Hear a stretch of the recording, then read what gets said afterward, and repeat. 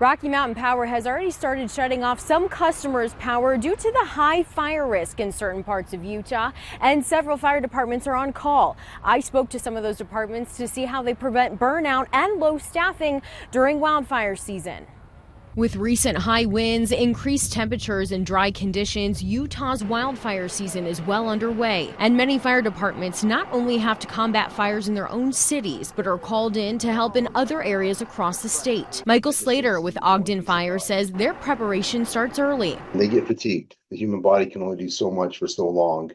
And we emphasize fitness and hydration and nutrition year-round. However, other fire departments need to help across the country. Mike Bullock from Sandy Fire says crews were just down in Arizona for 14 days and that certain protocols are taken to prevent fatigue. 14 days is the max deployment cycle for those apparatus, and then once they come back, they have a mandatory 3-day cool down. Each department says they keep a minimum staffing requirement. However, sometimes during peak wildfire season, overtime is needed. If they need to come back in off duty, we'll call them back, pay overtime if we need to make sure that people need rest or rehab or they need to be recycled. Many fire departments, including Sandy, are on call this weekend. Rocky Mountain Power is working with various departments to address the need to shut off some customers' power due to high fire risk. We haven't had any rain, and so it's dry out there. And the increased temperature, we hit 100 degrees this week.